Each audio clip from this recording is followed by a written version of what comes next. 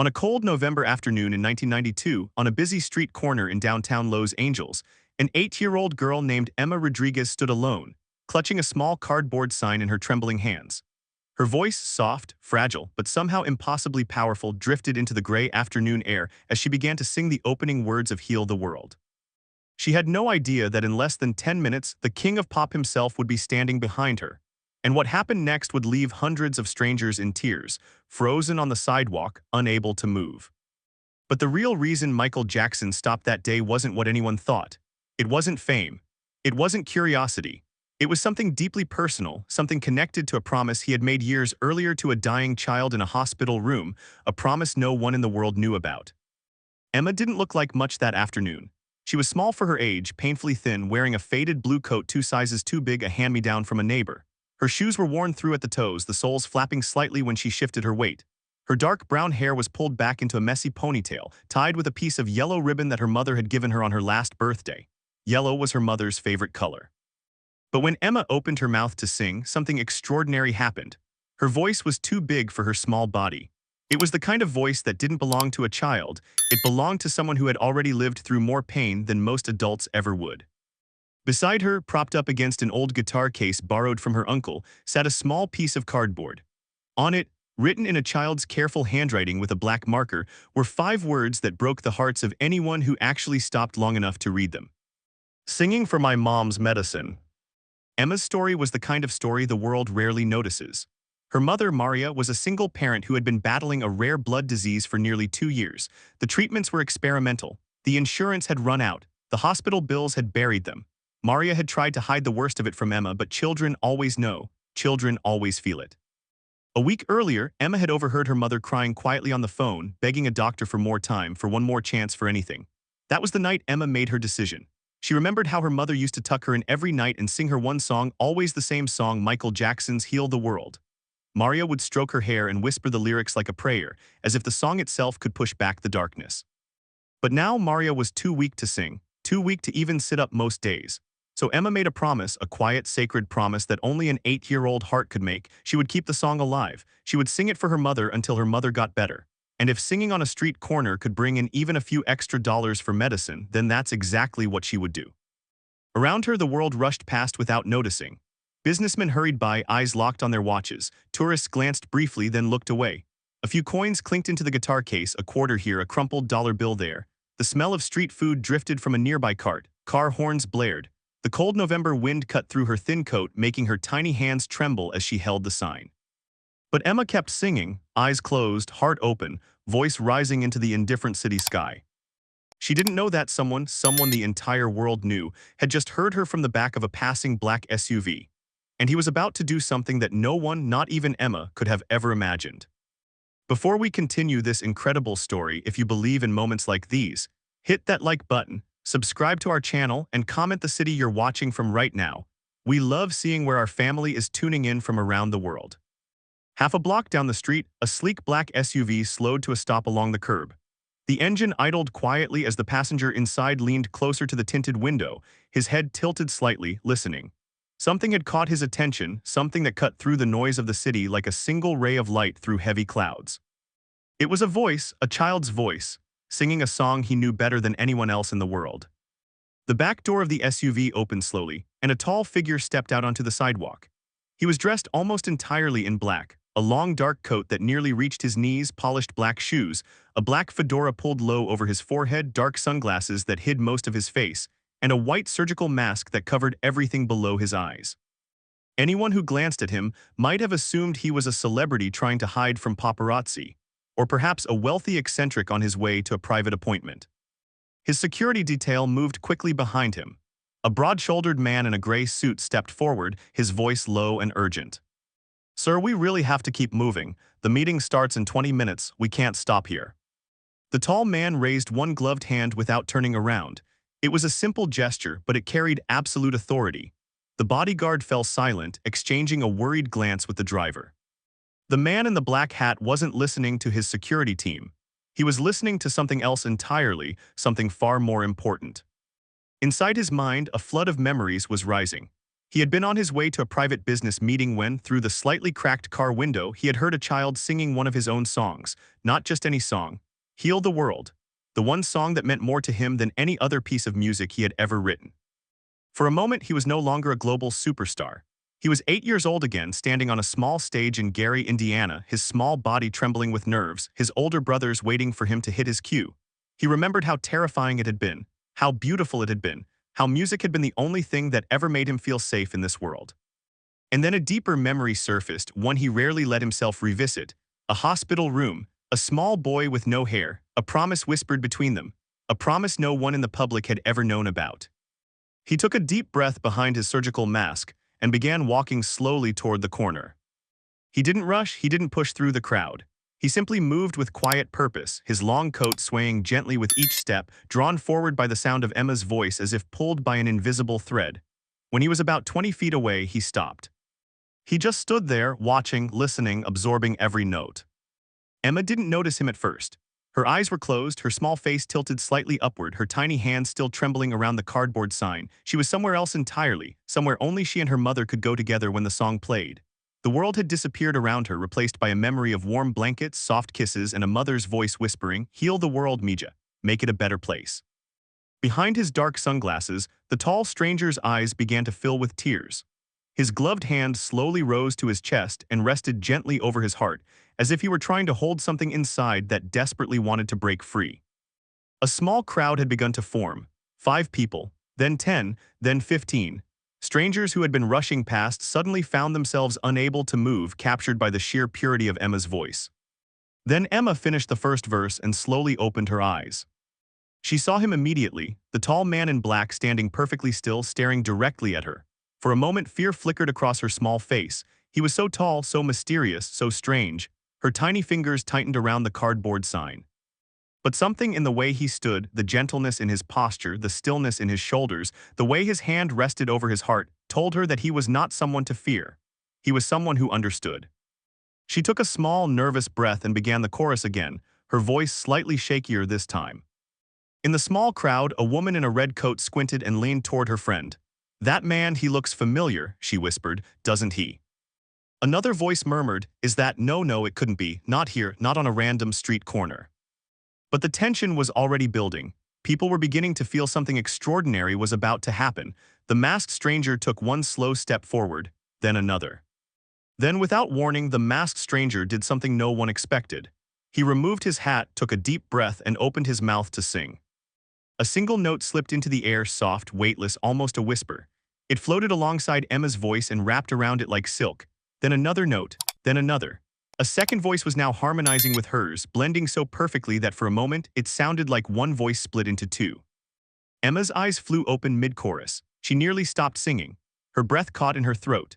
She turned her head slightly, looking up at the tall stranger who was now only a few feet away from her, singing along in a voice that she had heard 1,000 times before from her mother's old cassette player, from the radio, from the small television in her grandmother's living room. The man gently nodded at her, his eyes warm and reassuring behind his dark sunglasses, silently telling her, "Keep going, don't stop, you're doing beautifully." Around them, the crowd had frozen completely. A woman in the front gasped and covered her mouth with both hands. A man whispered hoarsely, that voice, it can't be, can it?" Then slowly, the stranger raised one gloved hand and lowered the surgical mask covering his face. A wave of gasps rippled through the crowd. Someone screamed. Someone else dropped a coffee cup that shattered on the sidewalk. A teenage girl burst into tears before her brain had even fully processed what her eyes were seeing. It was him, it was really him, Michael Jackson, standing on a random Los Angeles street corner, singing alongside a little girl in a faded blue coat. Emma turned her whole body toward him now, her tiny hands shaking so badly that the cardboard sign slipped from her fingers and fluttered to the ground. She recognized him instantly. The very same face that smiled down at her every single night from the worn-out poster taped above her bed. Her favorite singer, her mother's favorite singer. The man whose song had been their bedtime lullaby for as long as she could remember. Tears immediately streamed down her small face. Her knees began to shake. She looked like she might collapse right there on the sidewalk. Michael slowly knelt down in front of her, bringing himself to her level. He reached out with one gentle hand and rested it softly on her shoulder. His own eyes were glistening now, no longer hidden by the sunglasses he had slipped into his coat pocket. "Don't stop, sweetheart," he whispered to her, his voice barely audible above the hush of the crowd. "Your voice is too beautiful to stop. Sing with me, okay? Just sing with me." Emma swallowed hard, wiped her tears with the back of her trembling hand, and nodded. And then the duet begins. Her pure, childlike soprano rose first, small, fragile, impossibly sweet. And Michael's iconic tenor wrapped itself around her voice like a warm blanket, supporting her, lifting her, never overpowering her. He didn't try to be the star, he let her lead. He became her harmony, her backup, her foundation. He sang quietly, deliberately holding himself back so that her voice could shine. The small crowd of 20 quickly became 50, then 100, then over 200. People came running from across the street, from inside nearby cafes, from store windows where they had been peering out. Some held up bulky camcorders, their hands shaking too much to keep the lens steady. Others simply stood frozen, hands clasped over their mouths, tears running freely down their faces. A businessman in an expensive suit dropped his briefcase right onto the pavement, completely forgetting it existed. A homeless man sitting on a nearby bench slowly slid to his knees and began to weep into his hands. A young mother held her baby tighter against her chest and whispered something through her tears. Strangers who had never met reached out and grabbed each other's hands. An elderly couple, both well into their 70s, began a slow dance right there on the cold sidewalk, their foreheads pressed gently together. A police officer who had arrived to investigate the gathering crowd quietly removed his hat and bowed his head. Cars in the street had stopped completely. Drivers had stepped out of their vehicles, leaving doors open just to listen. The honking horns faded, the city noise disappeared. There was only the duet, only Emma, only Michael, only the song. Then Michael took the second verse alone. He looked directly into Emma's eyes as he sang it, and somehow it felt like he was singing not just to her, but for her mother, for every child who had ever lost something, for every promise he himself had ever made and tried to keep. His voice was tender, vulnerable, raw in a way the world rarely heard from him. And then on the line, "Make this world a better place," his voice cracked. Just slightly, just for a moment, but everyone heard it. Because in that single broken syllable, Michael Jackson wasn't a superstar anymore. He was a man carrying old pain, old memories, old promises that still weighed heavily on his soul. If this story is touching your heart right now, please drop a like, subscribe if you haven't already, and let us know in the comments what city you're watching from. We want to feel connected to every soul listening to this story tonight. Emma stepped closer and joined him for the final chorus. Their voices rose together, climbing higher and higher into the cold afternoon air, and then something miraculous happened. The crowd began to hum along, then to sing softly, 200 strangers swaying gently, singing the words through their tears. The entire street corner became one single, shared heartbeat. When the final note faded into silence, Michael opened his arms and Emma fell into them. He wrapped her in a hug so tight, so protective, that it looked like he was trying to shield her from every cruel thing in the world. And then she whispered something into his ear. Just 6 small words, the crowd couldn't hear them, the cameras didn't catch them, but Michael's entire body went completely still. What that little girl whispered to Michael Jackson would unlock a secret he had carried for nearly a decade, and the next thing he did would change Emma's family's life forever. "My mommy is sick, she might not wake up tomorrow. Will you help me sing for her one more time?" 6 small words, spoken in the tiniest voice imaginable, whispered into the ear of a man who had heard millions scream his name in stadiums around the world, but had never heard anything more devastating than this. Michael's knees nearly buckled beneath him. He gripped Emma's small shoulders to steady himself, his breath catching in his throat. For a long moment he couldn't speak. He couldn't move. The crowd around them was still applauding, still wiping tears, completely unaware that something far more important had just been spoken between the king of pop and a little girl on a street corner. He pulled back slowly, just enough to look directly into Emma's eyes. His own eyes were filled with tears now, no longer hidden, no longer guarded. His voice came out as barely a whisper. "Where is your mother right now, sweetheart?" Emma raised one trembling hand and pointed down the street. "At the hospital, 3 blocks that way. I sing here every day because it's close to her room. She said she can hear me through the window when it's quiet. She said my voice helps her hold on." Something inside Michael Jackson broke at that moment, not loudly, not visibly, but deeply, in a place that very few people had ever been allowed to see. Because Emma's whisper had unlocked a memory he had buried nearly a decade earlier. Years before, Michael had quietly visited a children's hospital in secret, no cameras, no press, no entourage. Just him slipping in through a back entrance late at night, wearing a hat pulled low over his face. He had met a little boy there named Daniel, a frail 7-year-old who was losing his battle with leukemia. Daniel had no hair, no strength, and very little time left. But when he saw Michael walk through the door, his eyes had lit up with a brightness that no illness could dim. Daniel had only one wish before he died, just one. He wanted to hear Michael Jackson sing Heal the World, and he wanted his mother to hear it too, sitting beside him holding his hand. Michael had sat at that bedside for over an hour that night. He had sung the song softly just for them, while Daniel's mother wept silently into her son's tiny shoulder. Before he left, Daniel had grabbed Michael's hand with what little strength he had left and whispered, "Promise me something, Mr. Michael. Promise me you'll never say no to a kid who asks you to sing this song. Promise me you'll always come." Michael had promised. He had kissed the boy's forehead and walked out of that hospital with a vow burned into his soul. Daniel passed away 2 weeks later. From that day forward, Michael had carried that promise like a sacred vow. Every time he heard a child sing Heal the World, anywhere in the world, on any street in any city, he heard Daniel's voice asking him to keep his word. He had answered that call quietly, privately, dozens of times over the years. The world had never known, he had never wanted them to. And now, standing on a Los Angeles sidewalk, looking down at a little girl with a faded blue coat and tears running down her cheeks, he knew exactly what he had to do. Michael stood up slowly and turned to his security team. His voice was calm but absolute. "We're going to the hospital now." Then he turned back to Emma, knelt down once more, and took her tiny hand in his. "Your mother is going to hear you sing today, sweetheart, and she's going to hear you sing with me, I promise." The crowd gasped. People who had been crying just moments before were now wiping their faces and pulling out camcorders, suddenly realizing they were about to witness something even more extraordinary. As Michael began to walk down the sidewalk holding Emma's hand, the crowd quietly followed 50, then 100, then nearly 200 strangers forming an impromptu procession behind them, their footsteps soft and reverent, as if they were walking through a cathedral. Michael never let go of Emma's tiny hand. He bent down slightly as they walked and asked her gentle questions. What was her mother's name? Maria. What was her favorite color? Yellow. What was her happiest memory? Emma smiled through her tears and told him about the times her mother used to dance with her in their tiny kitchen, twirling her in circles while singing songs and laughing. Michael listened to every word with the full attention of someone who understood exactly what it meant to lose something irreplaceable. A local reporter, alerted by a phone call from someone in the crowd, came rushing up the sidewalk with a microphone in his hand. Michael's security gently but firmly held him back. This wasn't a press moment. This wasn't a publicity stunt. This was sacred. When they reached the front doors of the hospital, the staff inside froze. Nurses dropped their clipboards. A doctor walking through the lobby actually stopped mid-step, his mouth slightly open. The head nurse, a woman named Carolyn who had worked there for over 20 years, pressed both hands to her chest and tried to compose herself. But her composure failed her completely when she realized who was walking through her hospital lobby holding a small child's hand. Michael leaned down to her quietly. "Maria Rodriguez, what room is she in?" Carolyn could barely find the words. "F4th floor, room 412. "Thank you," Michael said gently. "I have to ask something, please. No press, no phones, no staff following us into the room.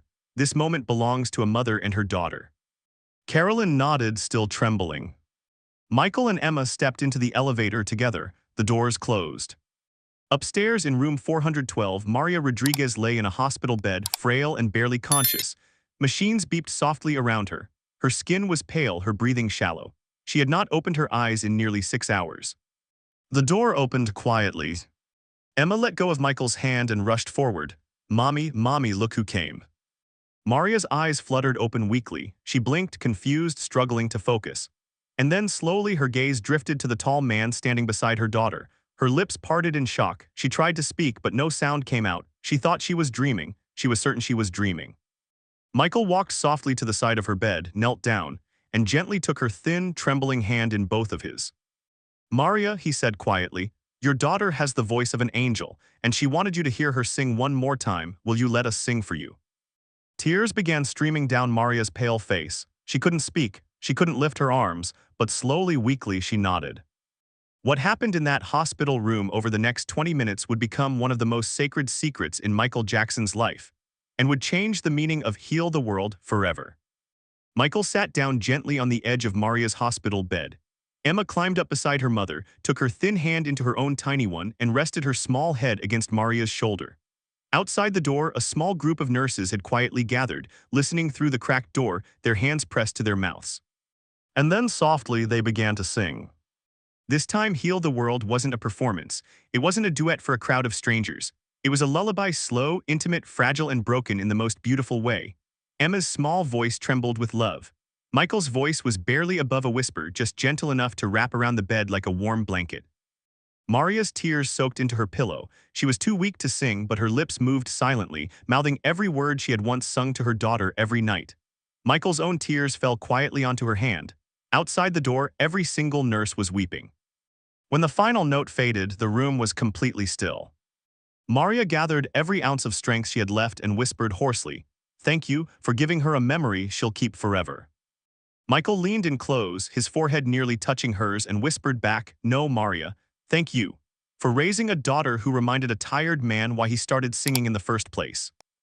Before he left the hospital that day, Michael quietly pulled the head doctor aside in the hallway. He asked about Maria's treatment, about what was possible, about what was being denied because of money. Then he arranged on the spot to pay for every single bill, every specialist, every procedure, every experimental therapy that could give Maria a fighting chance. He also set up a private trust fund for Emma's education, one that would carry her all the way through college and beyond. He asked for one thing in return: complete silence. No press releases, no announcements, no public credit. This wasn't about him. And then something extraordinary happened. Maria's new treatment began the very next morning. Against every prediction the doctors had made, she began to respond. Slowly at first, then steadily. 6 months later, Maria Rodriguez walked out of that hospital on her own 2 feet, thinner but smiling, holding her daughter's hand.